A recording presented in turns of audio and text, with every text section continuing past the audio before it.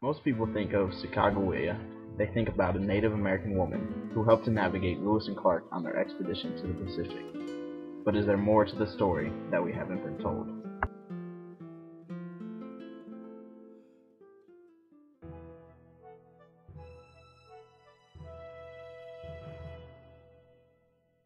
Little is known about the Native American women who lived in North America at the time of the Europeans' arrival. Their voices have been lost to the winds of history. What we do know about them lives on through their elegant and artistic expression in pottery, beadwork, and weaving.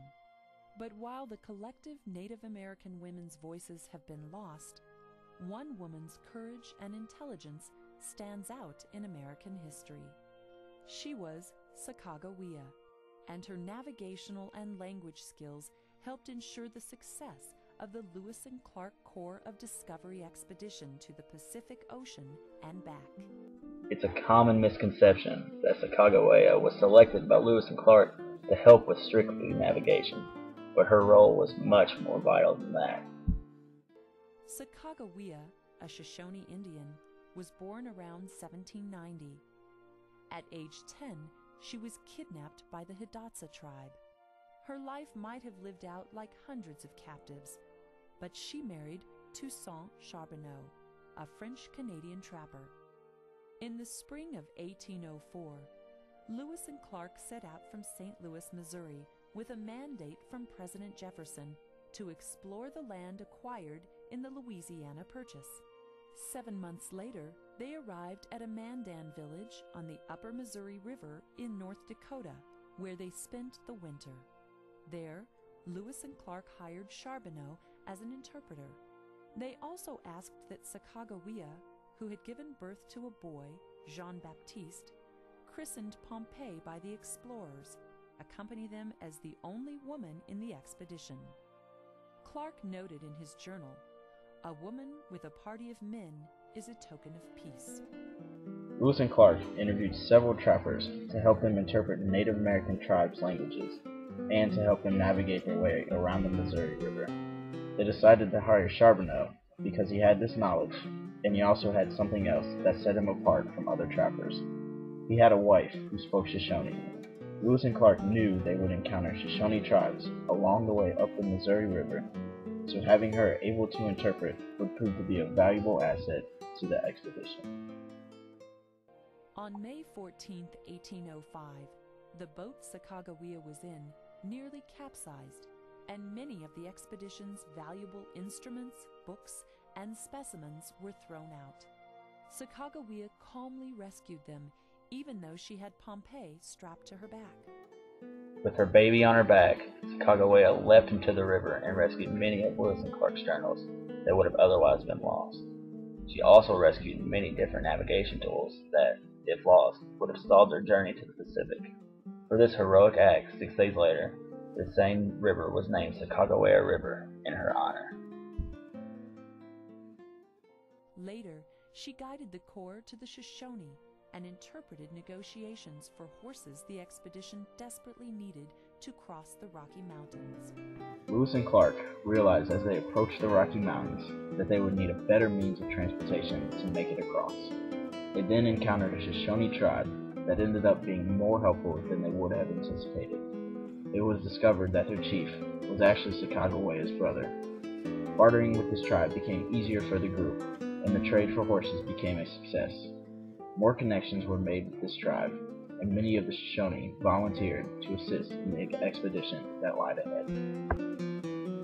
Shortly after, Captain Clark arrived with the interpreter Charbonneau and an Indian woman who proved to be the sister of the great chief Kamawea.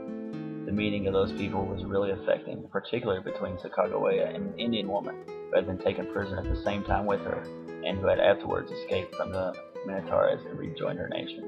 Meriwether Lewis, August 17, 1805. Sacagawea accompanied Lewis and Clark on their perilous journey to the Pacific Ocean and returned with them, living once more among the Mandan.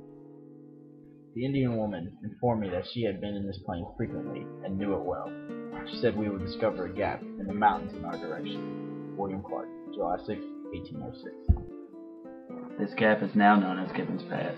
1 week later, she then advised Clark to cross into the Yellowstone River Basin, which is now called Bozeman Pass. This would later be chosen as the optimal route for the Northern Pacific Railway.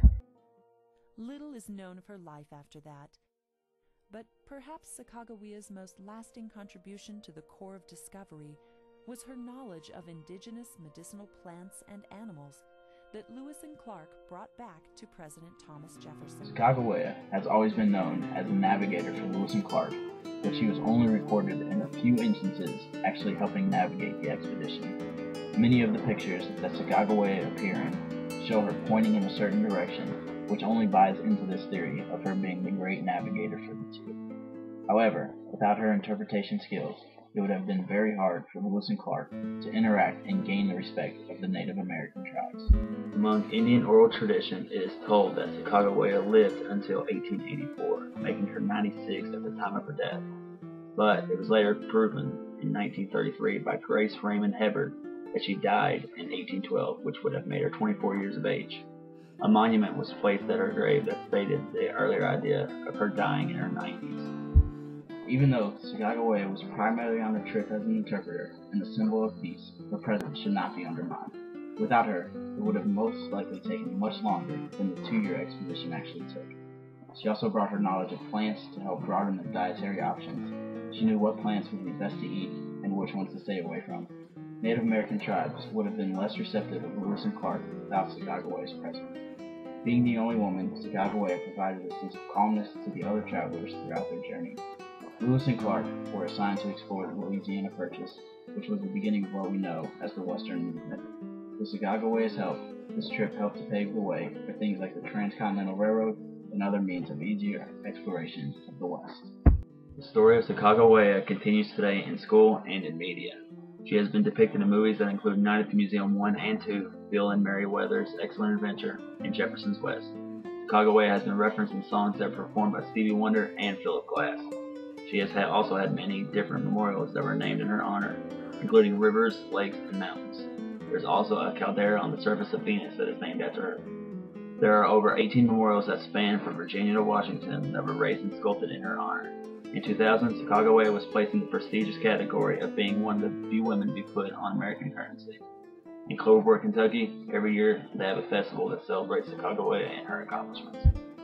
If you were to name some of the most influential women in American history, Sacagawea's name would have to be near the top of the list. Even though she is depicted as a navigator, she should be more known as an interpreter and a symbol of peace throughout the expedition.